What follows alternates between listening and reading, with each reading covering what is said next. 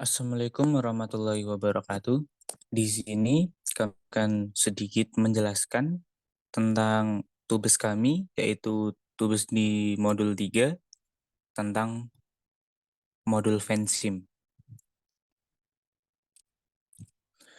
Sebelumnya, perkenalkan terlebih dahulu kami dari kelompok 20 yang beranggotakan saya sendiri, yaitu Isa Abdussalam dengan NPM 21053, dan rekan saya Ulul Asmi dengan NPM 21047, praktikan laboratorium simulasi komputer sesi Senin 1. Selanjutnya ada pengertian Vensim. Vensim merupakan sebuah perangkat lunak pemodelan visual yang sederhana dan fleksibel. Perangkat lunak Vensim ini dapat digunakan untuk membuat konsep, dokumentasi, simulasi, analisis, dan optimasi model sistem dinamik mulai dari pembuatan diagram, simpel kausal, atau dari pembuatan diagram stok dan flow. Selanjutnya ada model Vensim. Model yang telah dibangun nantinya dapat dianalisis menggunakan perangkat-perangkat yang ada di Vensim ini. Analisis model tersebut diantaranya analisis terhadap variabel-variabel penyebabnya, terhadap variabel-variabel akibatnya, dan terhadap simbol kausal yang melibatkan variabel-variabel tersebut. Selain itu, ketika model disimulasikan, Vensim menyediakan perangkat-perangkat untuk mengeksplorasi pola perilaku model.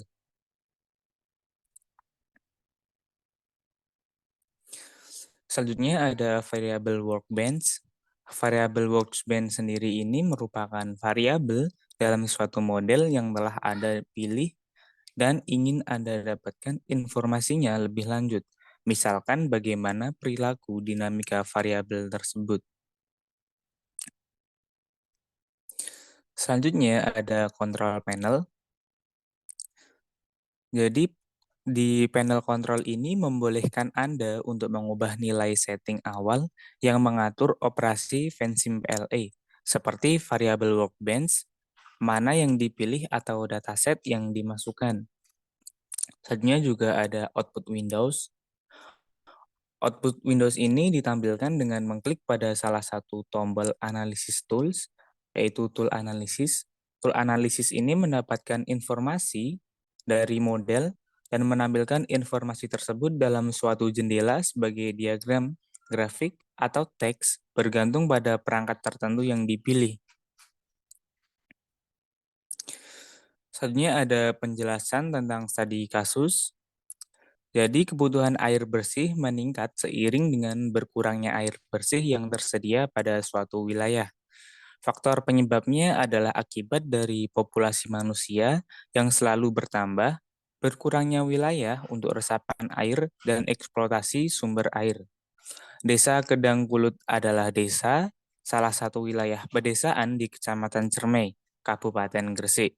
Total luas wilayahnya desa tersebut adalah sebesar kurang lebih 4074 ha dengan jumlah penduduk sekitar 5.431 jiwa pada tahun 2020. Hingga saat ini, wilayah tersebut belum ada distribusi jaringan pipa air bersih PDAM Kabupaten Gresik.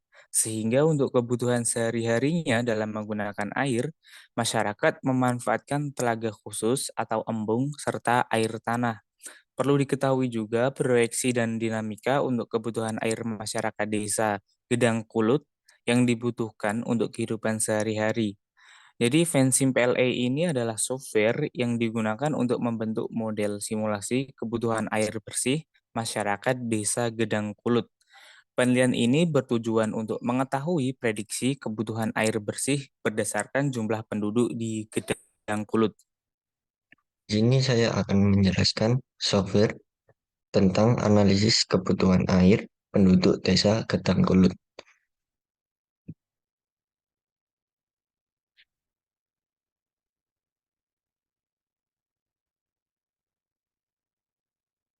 Nah, yang pertama ini ada causal loop diagram. Ini yang pertama yaitu laju pertumbuhan penduduk untuk setiap dusunnya. Yang pertama dusun Gedangkulut, dusun Sawahan, dan dusun Jonggolok. Kemudian selanjutnya ada pertumbuhan penduduk kemudian populasi penduduk untuk setiap dusunnya, kemudian digabungkan jadi total populasi penduduk Desa Ketanggulut. Kemudian untuk selanjutnya yaitu total kebutuhan air Desa Ketanggulut yang disesuaikan sama standar kebutuhan air dan penghematan. Di sini cara memasukkan tulisan ini dengan cara menambahkan variabel. Kemudian diklik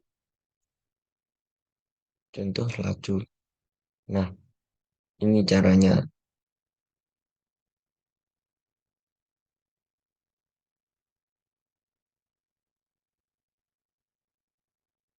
Nah, selanjutnya untuk menghubungkan ini itu menggunakan arrow. Tinggal dihubungkan antara variabel ini ke variabel ini. Kemudian ini disesuaikan sama langkah-langkahnya. Yang pertama kan laju pertumbuhan penduduk, kemudian ke pertumbuhan penduduk ini, kemudian ke populasi penduduk untuk setiap dusunnya sama, kemudian ke total populasi penduduk. Di sini ada yang ke kembali itu nanti hasilnya berkurang gini. Kemudian untuk total populasi penduduk Desa Ketanggulut ini plus ke arah total kebutuhan air Desa Ketanggulut, kemudian standar kebutuhan air plus untuk penghematannya minus. Cara membuat minus dan plusnya ini tinggal kita klik tanda ini ada plus, ini ada minus. Disesuaikan sama variabelnya. Selanjutnya ada SFD. Nah, ini SFD-nya. Ini adalah SFD untuk skenario pertama. Cara membuat ini tadi sama, yaitu dengan menggunakan variabel, kemudian ini juga variabel, ini variabel, ini variabel, dan ini variabel. Kemudian ini pertumbuhan penduduk ini menggunakan rate.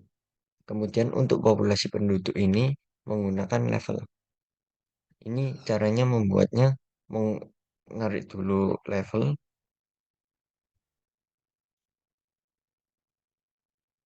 Nah, kemudian ini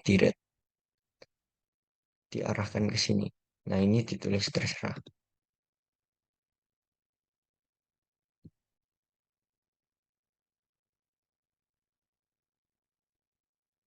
Menjadi seperti ini.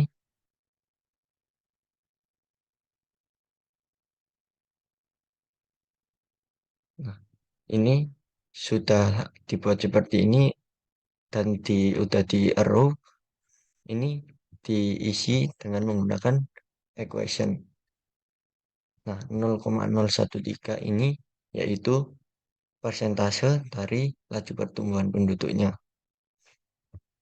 Untuk laju pertumbuhan penduduk desa dusun Getangkulut itu 1,3% atau 0,013. Selanjutnya untuk laju pertumbuhan penduduk desa Sawan sama 0,013 atau 1,3%. Kemudian untuk laju pertumbuhan penduduk dusun Jenggolok itu 0,013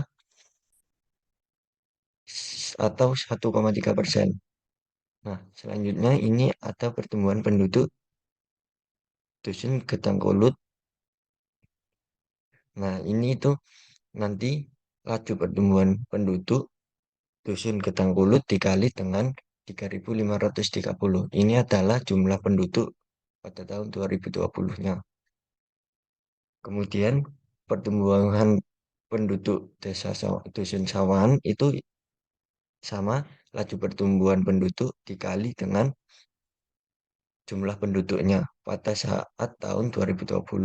Ini tahun 2020 penduduknya 1.195. Selanjutnya untuk pertumbuhan penduduk dusun Jenggoloknya itu sama laju pertumbuhan penduduk dikali jumlah penduduknya yaitu 706. Nah, selanjutnya populasi penduduk. Populasi penduduk ini dari pertumbuhan penduduk dusun Ketangkulut. Nah, inisial valuannya itu 3.530. Populasi penduduknya itu initial valuenya 1195 dan populasi penduduk Dusun Jenggoloknya itu 706. Nah, selanjutnya total populasi ini tinggal ditambahkan semua dengan cara klik ini saja, terus ditambah, terus kemudian dusun selanjutnya ditambah dusun selanjutnya. Kemudian ini ada standar kebutuhan air. Ini standar kebutuhan air didapatkan dari tabel kebutuhan air untuk desa itu yaitu 60 sampai 80 liter per orangnya per hari. Saya mengambil angka 70 tengah-tengah. Kemudian untuk penghematannya untuk setiap orangnya menghemat sebanyak 10 liter per harinya. Kemudian untuk total kebutuhan air, saya menggunakan rumus total populasi penduduk desa Ketangkulut dikali standar kebutuhan air dikurangi total populasi penduduk desa Ketangkulut dikali penghematan.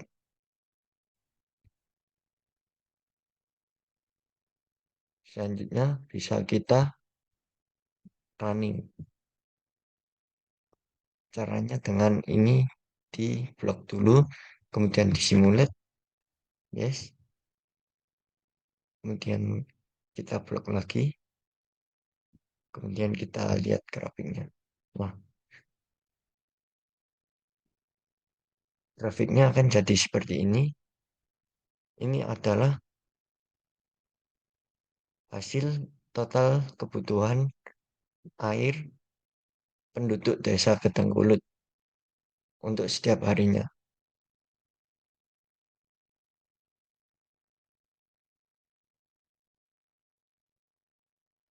Selanjutnya kita bisa lihat tabelnya. Di sini kita bisa lihat dari tahun 2020 sampai 2025. Ini total kebutuhan airnya bisa kita lihat sampai 2025 yaitu dengan hasil 347,041 liter per orang tiap harinya.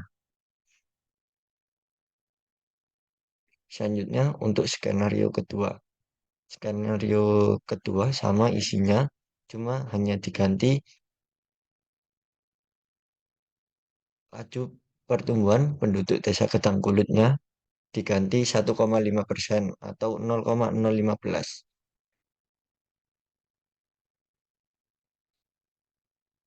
Nah, kemudian kita running,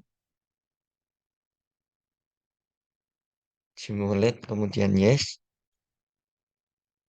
Kemudian kita blok lagi, kita lihat grafiknya seperti ini, mirip. Kemudian untuk tabelnya seperti ini. Didapatkan hasil pada tahun 2025 itu 349.159. Selanjutnya pada skenario ketiga. Ini laju pertumbuhan penduduk desa Cengkolok diganti dengan 0,01 atau 1%. Kemudian laju pertumbuhan penduduk dusun Gedang Kulutnya itu sama seperti skenario keduanya 0,015 atau 1,5%. Kemudian kita simulate,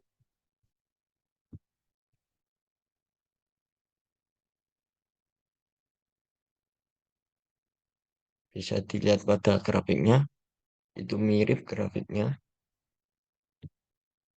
Kemudian untuk tabel, nah ini didapatkan pada tahun 2025 itu 348.524. Selanjutnya untuk skenario keempatnya.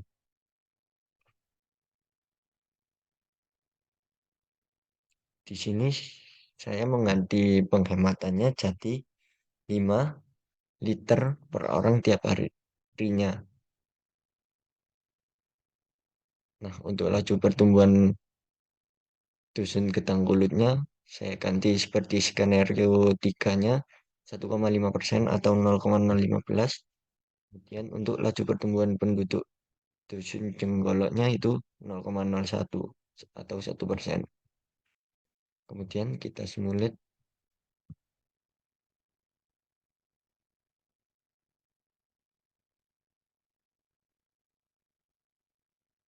dan kita lihat grafiknya itu mirip juga.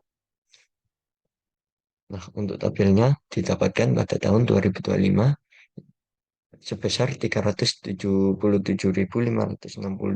liter per orang tiap harinya.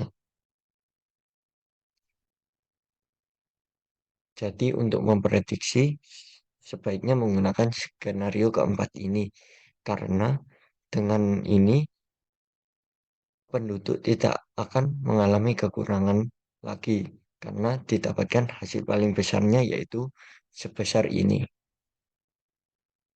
Selanjutnya untuk user interface-nya. Nah, di sini ada user interface-nya. Ini sama seperti SFT-nya, cuma pada pertumbuhan penduduk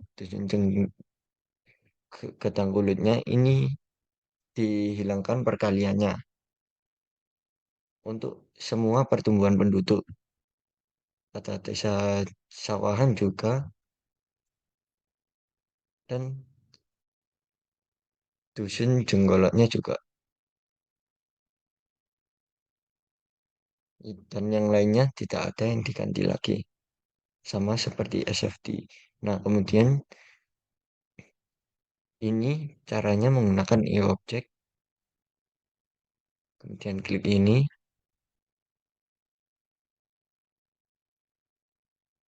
output workbench tool. Kemudian kita cari apa data yang akan digunakan pada graf ini. Saya menggunakan total kebutuhan airnya itu pada ini. Ini ada total kebutuhan air. Kita tinggal oke. Kemudian ini kita ganti graf. Kemudian oke. Nah, seperti ini akan jadi seperti ini sama dengan ini.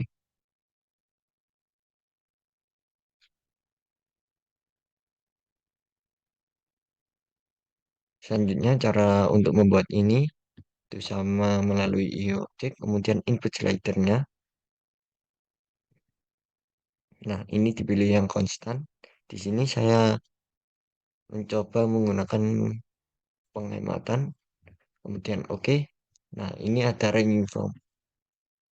Itu saya isi dari 0 ke 100. Increment misal 10. Nah, ini itu maksudnya dari 0 sampai 100 kita bisa tarik 0 ke 100. Nah, untuk width increment-nya itu adalah kelipatannya. Jadi, setiap kita tarik itu naik 10, 10, 10 seperti itu.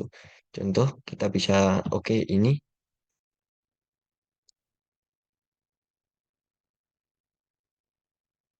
Nah, cara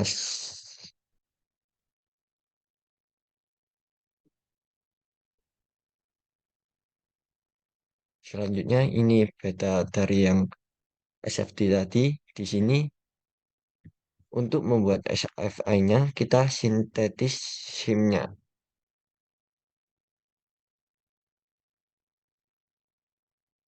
Ini diplot dulu, kemudian disintetis SIM, nah, kemudian di S. Nah, akan jadi seperti ini. Ini kan penghematan, ini saya model seperti ini dari 1 sampai 50 dan kelipatannya yaitu 1. Bisa kita tarik naiknya itu 1-1. Kemudian untuk standar kebutuhan air juga 1-1. Kemudian laju pertumbuhan penduduk ini naiknya 0,1. Kemudian laju pertumbuhan penduduk dusun sawahan itu juga 0,1 dan laju pertumbuhan penduduk dusun Gedang Kulut itu sama 0,1 naiknya. Sekian presentasi dari pengaplikasian software untuk kebutuhan air pada Desa Gedangkulut, Kabupaten Gresik. Terima kasih.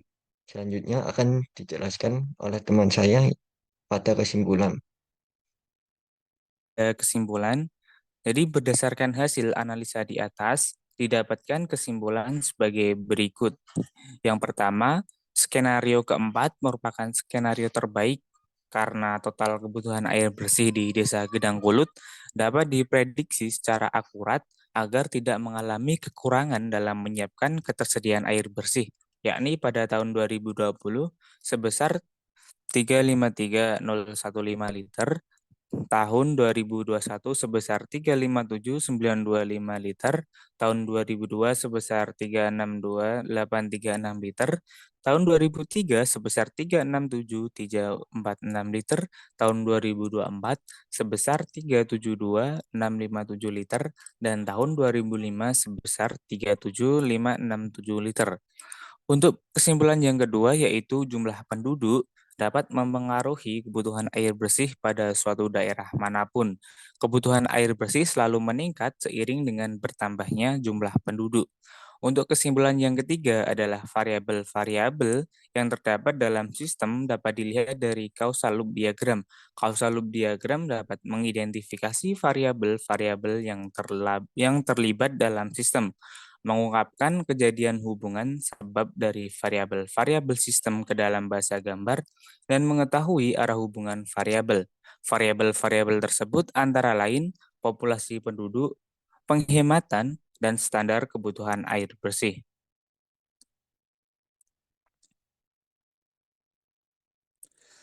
Mungkin itu sedikit penjelasan tugas kami, tugas dari kelompok 20 tentang modul 3 yaitu Fensim. Apabila ada kurangnya, apabila ada kesalahannya, kami dari kelompok 20 meminta maaf yang sebesar-besarnya. Wassalamualaikum warahmatullahi wabarakatuh.